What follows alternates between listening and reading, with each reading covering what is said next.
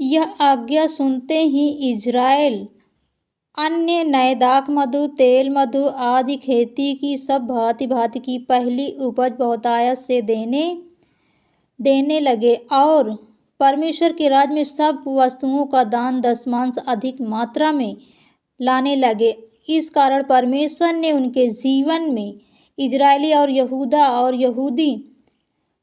यहूदियों के नगर में रहते थे, वे भी बैल और भेड़ बकरियां का दान दशमांश और पवित्र वस्तुओं का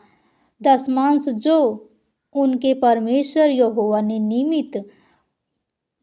पवित्र की गई थी, लाकर ढेर लगाकर रखने लगे। इस प्रकार ढेर का लगना यानी उनके परमेश्वर के भवन में जो वो अच्छे मन से शुद्धता से लाते गए, महीने में जो भी आरंभ से उनके जीवन में जो भी प्रभु ने आशीष दे, खेती में, घरों में, नौकरी में, कामों में जो परमेश्वर ने उन्हें आशीष दी थी, वो शांति के साथ परमेश्वर के वचन को पूरा करने लगे। इस प्रकार परमेश्वर ने उनके मेल बलि और उनके चढ़ावे को देखकर परमेश्वर उनके पूर्वजों का श्राप उनके जीवन से खत्म किया। परमेश्वर यहोवा ने अपने मुख का प्रकाश उनके जीवन में चमकाया और उनके जीवन से सारे पापों को दूर किया और परमेश्वर ने उनके जीवन में, उनके खेतों में, उनके कामों में आशीष दी और सब प्रकार की अधिक से अधिक आशीष उनके जीवन में पूरी हुई, क्योंकि वो इकट्ठा होकर एक दूसरे के साथ हर एक महीने में परमेश्वर के राज में रोटी तोड़ते और परमेश्वर के राज में दान दशमांश परमेश्वर के भवन में लाते। उनके मन को शुद्ध देखकर परमेश्वर ने अधिक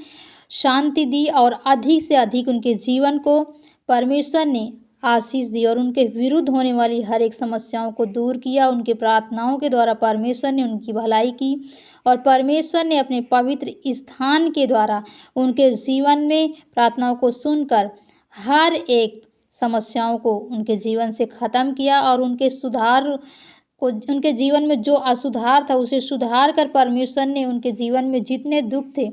सभी को दूर किया। मेरे परमेश्वर का यह वचन है, हे सब परिश्रम करने वाले और बोझ से दबे हुए लोगों, मेरे पास आओ। यह वचन परमेश्वर ने उनके जीवन में पूरा किया जब वो प्रभु के पास गए और मेल बलि चढ़ाया, दान दशमांश पूरे मन से उन्होंने दिया और परमेश्वर के हर एक आज्ञाओं को उन्होंने अपने जीवन में पूरा किया।